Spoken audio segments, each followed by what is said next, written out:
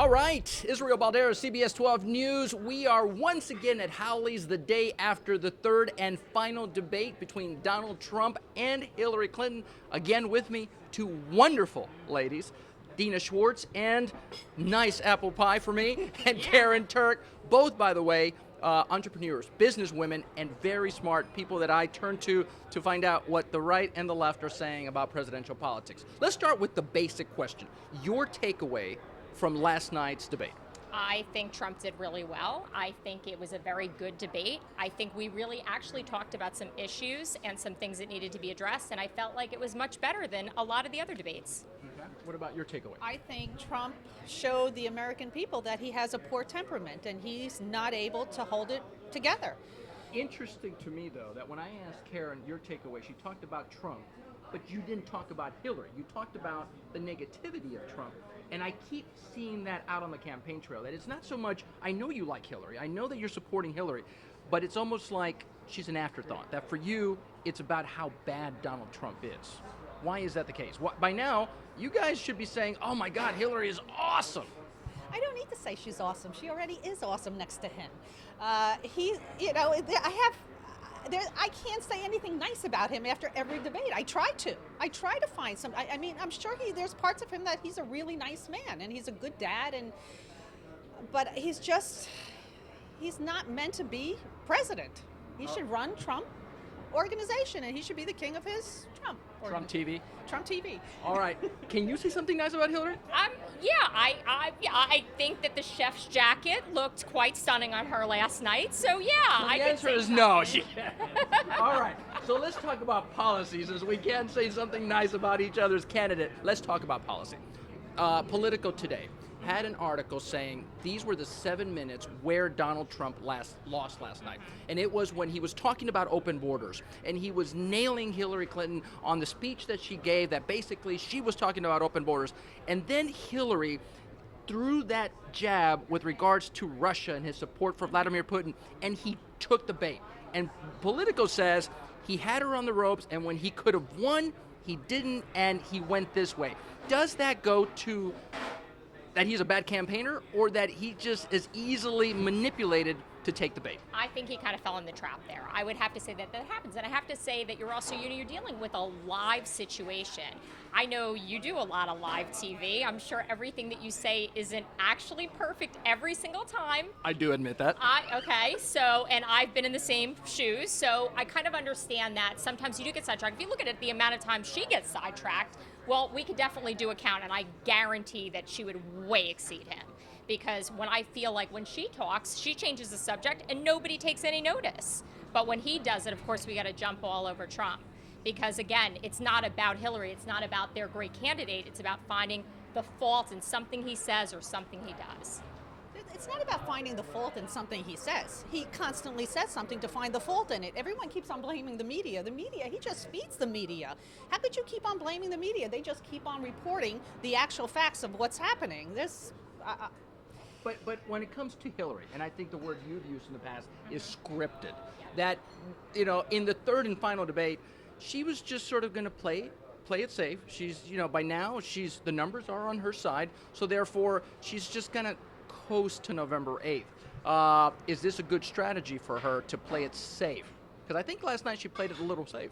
I think she was in between. I don't think she was totally safe. I don't think she hasn't fallen for bait from him.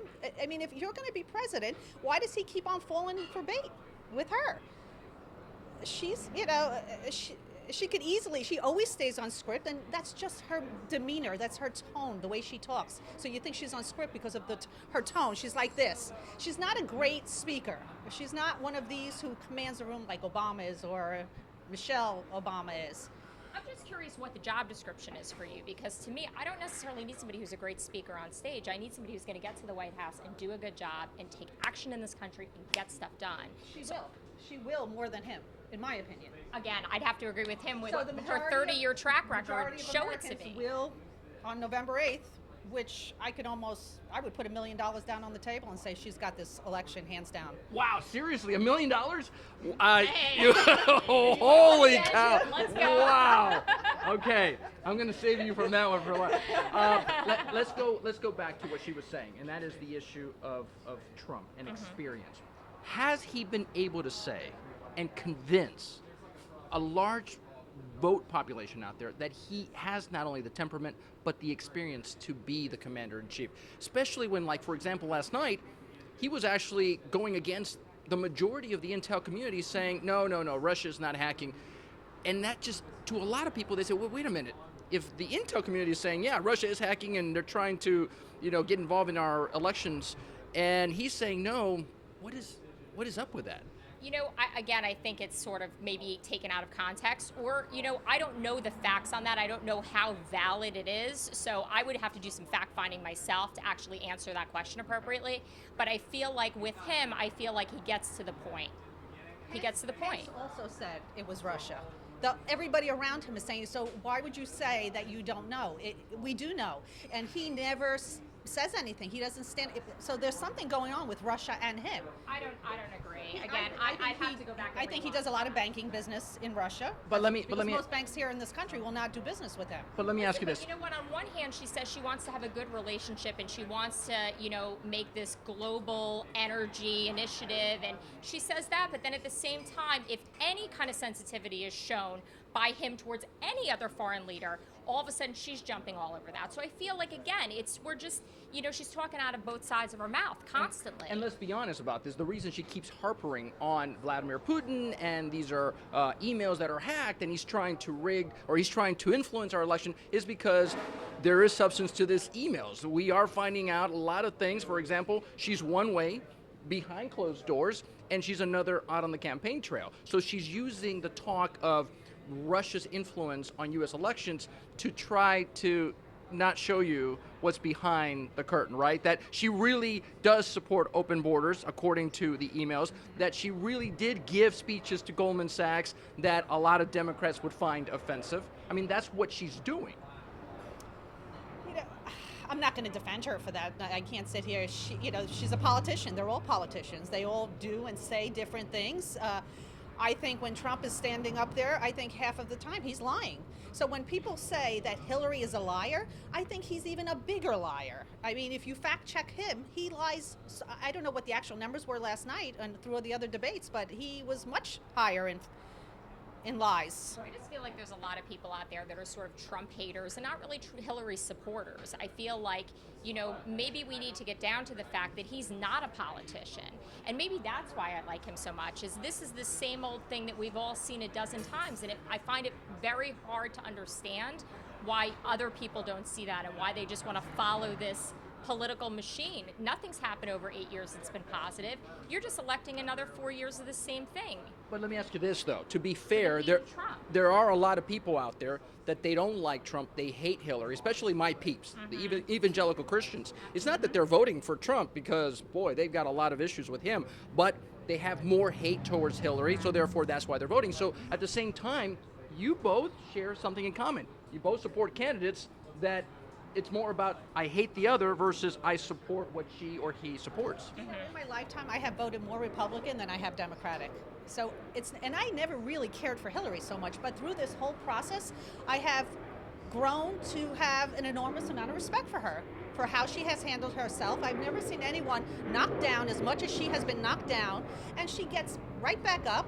She knows how to say I'm sorry. I feel like she learns little by little as we're going forward. So I have a tremendous amount of respect for her. But can we at least admit that she says sorry every time we in the media are going after Hillary, and we say, oh, by the way, you said this about emails. No. Now we found out this. Now we found out this.